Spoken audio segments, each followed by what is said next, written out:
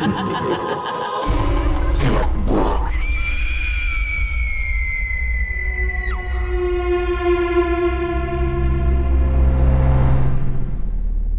gabi sa lahat ng inyong mga solid HTV positive listeners. Bago po natin tuluyang tunguhin ang ating storyline up para po sa episode na ito, patiktik ng isang happiest birthday si Attorney Mario Rabara, ang Chief ng Internal Affairs Division, Legal Affairs Service ng DENR Central Office, na favorite daw po tayong kasama mapa-road trip tuwing lilipad daw sila for work at habang nasa office. Ganon na rin po si Attorney Kay Saklayan ng Litigation and Prosecution Division ng Legal Affairs Service, DENR Central Office. At sa lahat ng inyong mga kasama dyan, maraming salamat po sa suporta dito sa Hilakbot. Ang unang kwento ay galing po kay Celine, Tubong, Bulacan, at ang kanyang sabi, naniniwala naman po ako, Sir Red, na hindi lahat ng bagay na nagaganap sa ating buhay ay merong explanation. Ito pong ikikwento ko kasi ay isa lamang sa mga hindi normal na nangyari sa aking buhay at inyong pagpasensyahan kung medyo may kahabaan. Taong 2011, ako po ay second year college pa lamang sa FAU. So every Christmas break ay bumabalik ako ng Saudi Arabia para magbakasyon kasama ang aking mga magulang at kapatid. Simula kasi nang mag-college ako ay umuwi na ako ng Pilipinas at wala po kasing college sa Saudi para sa mga international students kagaya naming magkakapatid. Ang mga magulang ko po ay mga pastor. Kung kaya't every week ay meron po kaming Bible study. Noong week na iyon, nag-Bible study kami sa bahay namin. Ang daddy ko ay may katrabahong pastor din ng aming church, pero dahil gabi na nang matapos ang Bible study, napagpasyahan na sa bahay na lamang matutulog si Pastor Alan. Dahil dalawa lang din ang kwarto namin noon, isa sa mga magulang ko at isa sa aming magkakapatid, doon pinatulog si Pastor Alan sa kwarto naming magkapatid at kaming magkakapatid naman ay doon na muna sa kwarto ng mga magulang namin. So natulog si Pastor Alan sa kama ko. Kinabukasan, dahil papasok na sina daddy sa work, nag-breakfast muna sila. Ang aking mga kapatid ay tulog pa ng sandaling ito. Hanggang sa biglang nagtanong si Pastor Alan sa mga magulang ko ng, "Kuya, sino bang natutulog dun sa kamang hinigaan ko?" At sumagot naman ng magulang ko ng, "Bakit kuya?" At ang sabi ni Pastor, "Napanaginipan ko kasi si Celine. Dinala ako sa isang lugar na nakita ko siya. Yung lugar na napanaginipan ko, parang isang lumang bahay na gawa sa kahoy. Tapos bago ka makapunta doon sa bahay, may daraanan kang maliit na eskinita. Tapos pagpasok mo doon sa bahay, may hagdan sa kaliwa. Umakyat ako doon at nakita ko si Celine doon sa isang kwarto habang nakaupo. May dalawang kwarto ako nakita pero isang kwarto lang yung nasilip ko dahil nakabukas yung pinto noon at doon nga nakaupo sa kama si Celine." Kinig na kinig ang mga parents ko sa kanya. Tapos kuya, nung paakyat ako at nakarating ako sa harap ng pinto niya, bigla ako napatalikod. May nakita akong pusang itim. Nung tumakbo siya at tumalon sa akin, bigla siya naging malaking anino tas tumagos lang. Kay Celine din siya pumunta. After noon nagising ako. Ang una ko ang ginawa ay nagdasal ako sa Diyos na kung sakaling may mission ako doon, bigyan niya ako ng gabay. Nang makatulog ulit ako, dinala na naman ako doon pero may hawak na akong espada. At pagkatapos nun hindi ko na maalala kung ano yung mga nangyari. Pero natandaan ko yung kwarto dahil hindi normal yung sahig niya. Parang chessboard yung kulay. Hindi daw makapagsalita ang mga parents ko noon kay Pastor Alan. Hindi rin sila nakapagsalita dahil yung lugar na dinescribe ni Pastor Alan ay mismong lugar kung saan ako nakatira sa Pilipinas. Lahat po ay tumugma. Lahat ay tama ang deskripsyon, pati yung chessboard na sahig. Wala pong na-miss na detalye ng bahay namin. Yung bahay na iyon ay bahay ng mga parents ng mami ko at naging kaugalian na po nila na kapag may mga apo na nagka-college sa Manila ay doon talaga pinapatira. Isa na po itong matandang bahay, Sir Red. Doon din tumira yung generation ng mami ko at mga kapatid niya nung sila ay nag-aral nung college. Sinabi ng mami ko kay Pastor Alan na ako yung natulog sa kama na tinulugan niya. Pati lahat ng sinabi niya ay tugmang-tugma sa bahay na tinutuluyan ko sa Maynila. Sinabi rin ni mami ko na lagi akong binabangungot doon. Halos gabi-gabi kasi ay binabangungot ako at ang laman palagi nun ay yung nakakakita ako ng mga shadow na umiikot sa kwarto ko. Wala akong kasama doon kaya sobra na lang din ang hilakbot ko every time nakakagat ang dilim. Fast forward, mga ilang buwan matapos ito. Nasa Pinas na rin ako at nagbakasyon si Pastor Alan sa Pilipinas at pinuntahan talaga niya ako sa bahay na yun. Background lamang po kay Pastor. Siya ay kaya pong magpalayas ng mga bad spirits sa mga lugar. Para pong exorcist din siya pero hindi po ako tiyak basta't ang dami din po niya kasing kayang gawin. Tandang-tanda ko noong dumating sila, nasa first floor pa lang kami nang maramdaman talaga niya ang kakaiba na ambience ng paligid. Kung matatandaan niyo, lumang bahay na iyon at gawa sa kahoy. Tama din na may 2 kwarto doon pero yung isang kwarto is nakalock at hindi mabubuksan dahil wala akong kopya ng susi. Nang nag-uusap pa lamang kami sa baba, maririnig mo talaga yung mga parang maliliit na mga paa na tumatakbo sa second floor. Katapat namin sa taas yung kwartong nakasarado. Parang ang dami at parang nagkakagulo sila.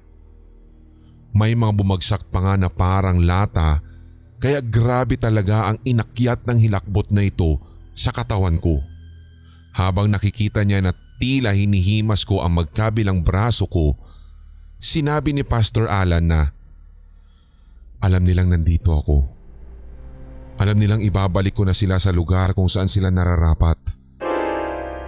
At tuluyan ko ng kwento kay Pastor Alan ang mga naranasan ko doon. Lahat ng bangungot, lahat ng pagpaparamdam at minsan pag nasa taas ako may maririnig akong kumikilos sa ibaba. Maniwala man kayo sa hindi, kahit mag-isa ako doon ay may nadidinig po akong tawa pero hindi yung tawang matatawa ka rin, kundi tawa na nakakakilabot. Ang sabi ni Pastor Alan, naging lagusan na daw yung bahay na iyon sa spiritual realm. May nakapag-open daw ng pinto kaya tuluyan siyang naging daanan. Hanggang sa bigla kong naalala na nung bata pa yung mami ko, hilig nilang mag-spirit of the glass pero sa ibang kwento ko na lamang po ibabahagi ito. Ayaw din daw sa akin ng mga elemento doon dahil maingay ako. Lagi kasing bukas ang TV ko pag andoroon ako kasi sobrang tahimik talaga at nadadagdagan lang ang takot ko kung bakit ko nilalakasan ang volume nito. Kaya every time na umuuwi at naroroon ako, bukas talaga ang TV at papatayin ko lang pagpapasok na ako ng school. Mahilig din kasi ako magpatugtog ng mga Christian songs kaya siguro lalo silang nagagalit sa akin. Pinag-pray over ni Pastor Alan yung bahay. Mararamdaman mo talaga na parang may ibang puwersa dahil hindi mo ma-figure out if malamig ba or sobrang init. Noong mga time na iyon, kahit nakatayo ako, ang pakiramdam ko po ay para akong binitin patiwarik.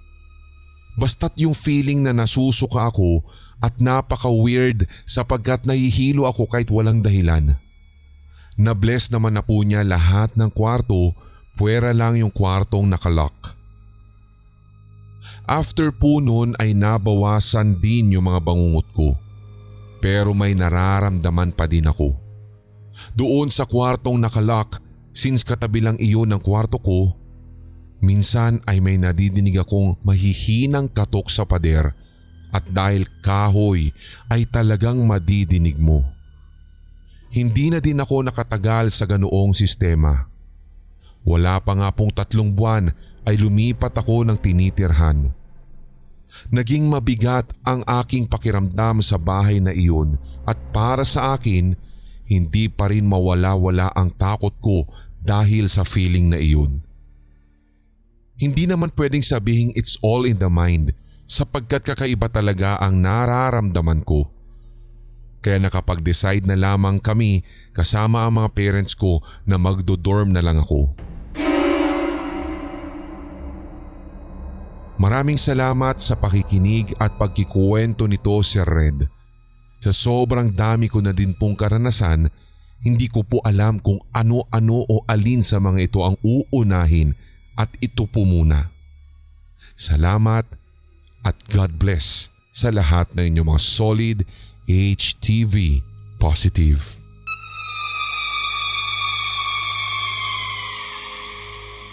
Taong 2017 nang maganap ito, Sir Red.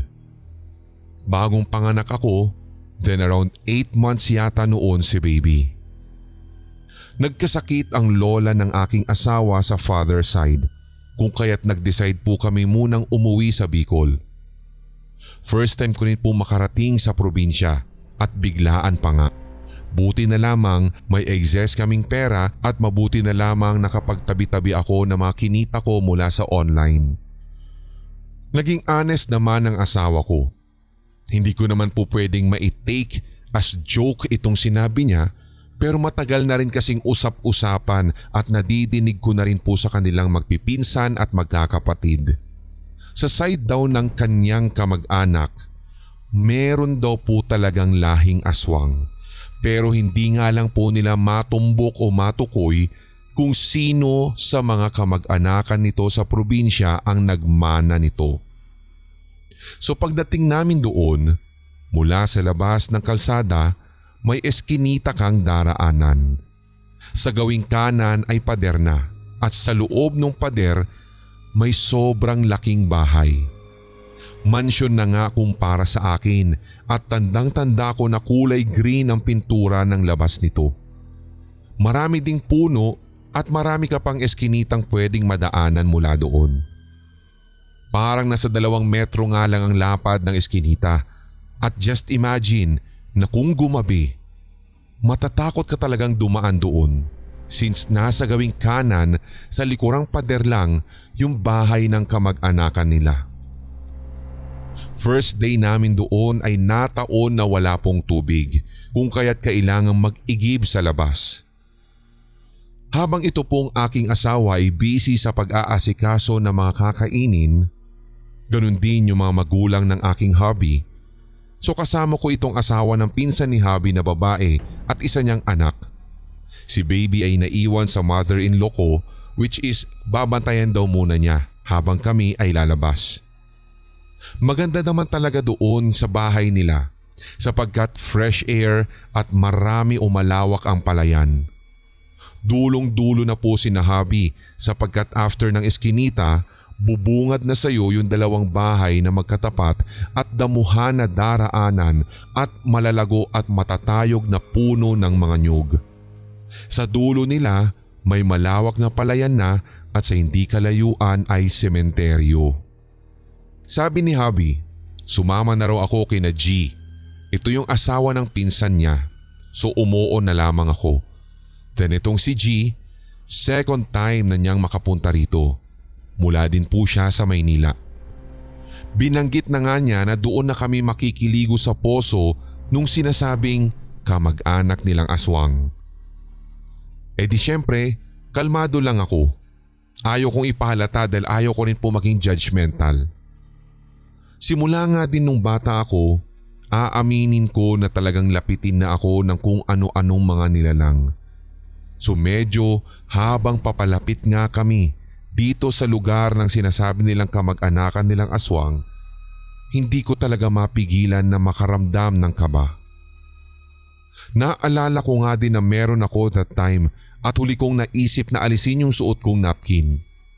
So patapos na rin naman ako at pagpasok namin sa gate, nakita ko kaagad ang isang matandang babae. Kulubot na ang mukha niya. Ang ngipin niya ay parang nag-overbite tapos mahahaba.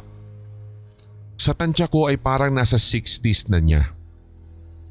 Sulakad kami kaunti at binati niya kami. Binati ko rin siya. Pero simula nang makarating kami roon, kapansin-pansin ang laki ng kanyang ngiti sa akin. Hindi na niya inalis ang tingin niya sa akin kung kaya't masyado talaga akong kinabahan. Hanggang sa naalala ko na may suot akong napkin. Bigla nga siyang nag-offer na doon na lang daw ako sa bodega at doon ko hubarin. Nang makita ko yung bodega, ang laki pero napakadilim. Naglakad na lang ako papunta doon pero parang may pumigil sa akin na huwag tumuloy. Kung kaya't huminto na lamang ako at bumalik. Iginiit ko na dito na lang. Hanggang sa hinugot ko na lamang po talaga ang napkin ko mula sa aking underwear para maalis lang. Sa katunayan, nung time na nagaganap ito ay natatakot ako. Pero ngayong ilang taon na po ang lumipas, kapag naaalala ko ang ginawa kong ito, natatawa na lang talaga ako. So nang maalis ko na, finold ko ito. Ang sabi ko pa nga doon sa kasama kong si G, ipaalala niya sa akin yung napkin. Pero panay pa rin ang ngiti ng matandang babae. Ang balita ko'y wala po siyang asawa't anak. Mga 5 meters, lumayo talaga ako sa poso para magsabon. Kitang-kita ko na habang ginagawa ko iyon ay nasa kabilang side yung nanay. So habang nakaupo ako na parang pa-squat, nagulat talaga ako, Sir Red, dahil nasa harapan ko na siya. Ngiting-ngiti talaga siya, Sir Red, pero ang hindi ko malilimutan ay yung lamig ng kamay niya dahil bigla po niyang hinaplos sa kanang tenga ko papunta sa mukha ang kanang kamay niya. Ngiting-ngiti at nagulat ako sa sinabi niyang, "Ang ganda-ganda mo pala, Ineng." Ngumiti ako ng bahagya kasi parang nambobola lang siya. Alam ko naman sa sarili ko hindi ako maganda. So nakatayo na lamang siya sa harap ko at tila umurong ang dila ko sa kung ano ang pwede kong sabihin sa kanya. Gayon din yung kaisipan na palaging binibilin po sa akin na kapag may humaplos o tumapik ay ganun din ang aking gawin pabalik. Yun daw yung sinasabi nila na para iwas usog. Hanggang sa naalala ko ang dumampi ang kamay niya sa tenga ko. Kaya naalala ko na what if ito yung totoong aswang sa pamilya ng aking hubby. Hindi ko alam kung anong plano niya or anong balak niya kung bakit niya ako hinawakan. Hanggang sa naalala ko na lamang lately, Sir Red, na maaaring gusto kang galawin or may balak siyang hawaan ng pagiging aswang kung kaya't nais niyang magkaroon ng personal na koneksyon. Hindi mo nga din aakalain na yung hinawak niyang kamay ay meron ngang laway. Pasimple ko talagang sinabo ng tenga ko at yung mukha ko habang nakangiti ako ng pilit. And then after kong magbanlaw, pinuna na naman niya ako ng, "Ang laki-laki mo na ha. Dati ang payat-payat mo. Pero ngayon para ka ng kalabaw." Hindi ako nakapagsalita agad. Pero nang makakuha ako ng buwelo, nasagot ko siya ng ganito. "Po? Paano niyo po nasabi? Ngayon lang po ako nakarating dito." Pero umayon na lamang siya sa pagsabing, "Oo nga, Ineng, alam kong dayo ka. Pero kilala na kita eh. Sa katunayan pati nga yung kapatid mo. Di ba may kapatid ka pang ang bunso tapos may baby na rin siya?" Nanlaki talaga ang aking mga mata ng sandaling iyon, Sir Red. Yung bang parang napaawang din yung bibig ko dahil paano niya nalaman. Hindi naman ako nag-o-open at sabi ko nga first time ko lang makarating sa naturang probinsya. Bakit tila ang dami-dami niyang alam? And then bakit sa kalabaw niya talaga ako hinalintulad at paulit-ulit siya? Doon din ako narindi. Natatakot na rin pala si G ng sandaling iyon kaya agad-agad ay nagyaya na siyang umuwi. So habang nagbabanlaw ako, ang dami pa rin niyang pinagsasasabi sa akin. Hanggang sa tuluyan kaming nakaalis ni G. Doon nga din habang naglalakad, saka ko naalala yung napkin. Pagbalik namin sa bahay, kunento agad ni G sa asawa ko at sa father-in-law ko yung aming naengkwentro. Nang malaman iyon ng aking biyanan na lalaki, pinagalitan niya ang asawa ko sa kung bakit hindi daw siya sumama sa amin at alam naman na daw ni Hubby na merong mga ganitong tagpo talaga sa aming lugar. Nagulat din si Hubby sa kwento ko. Sabi niya, dapat daw ay hindi ko sinabing dayo ako. And then came 30 minutes after. Dito na tila namimilipit ang aking tiyan. Yun bang parang feeling mong may LBM ka at makailang ulit na akong umuupo sa trono na para bang taing-tae pero walang lumalabas. And then afterwards, eto na, nagsusuka na ako. Hindi ko alam ang gagawin ko sa sobrang sakit ng aking tiyan. Hanggang sa tumawag na lamang ako kay mama at pinilit ko talaga siyang kausapin. May gamot namang ibinigay sa akin ng aking asawa pero hindi ko talaga kayang inumin at yung aking pakiramdam ng sandaling iyon ay parang wakas ko na. Parang mamamatay na ako. At almost 4 hours ang itinagal ng pakiramdam kong iyon. Makalipas ang ilang oras, awa naman ng Diyos at naging okay ako. Hinilot-hilot ako ng aking asawa at pinainom ng nilagang luya. Nilabas ko rin yung dalang pangontra. Kinagabihan naman, si Lola ay nagdedeliryo at may tinuturo sa kisame at ito'y isang aswang daw. Hindi ako nakatulog kasi biglang sumisigaw si Lola sabay turo sa bintanang nakasara naman. Akala ko ay mamamatay na ako talaga sa sakit na iyon. Pinagpawisan na lang ako ng malamig at ang balak pa nga nila dalhin ako doon sa matanda para lawayan pero hindi ako pumayag. Hanggang sa very unfortunate man, Sir Red, bago mamatay si Lola, ang lola ng aking asawa, nakita ko talaga na naroroon din sa bakuran ng bahay ni Hubby, pagala-gala o palakad-lakad yung matanda na aswang. Ngayon alam ko na. Alam ko na kung sino yung kamag-anakan ni Hubby na pinagmanahan ng kapangyarihan ng aswang. Basta't paikot-ikot lang siya doon sa palayan at parang unti-unti ay palapit ng palapit. Kinumpronta siya ng isa sa anak ni Lola at tinatanong yung matandang iyon kung bakit siya naroroon at ano ang pakay. That was 5 p.m. ng araw na iyon. Pero ang sagot nung nanay na aswang, hinahanap lang daw niya ang alaga niyang kambing. Pinaalis siya at sinabuyan ng asin yung bubong ng bahay ni Hubby. Kambing daw ang hinahanap niya pero alam ng aking asawa at kamag-anakan niya na wala naman silang inaalaga ang kambing. Maaring si Lola niya ang tinutukoy na kambing.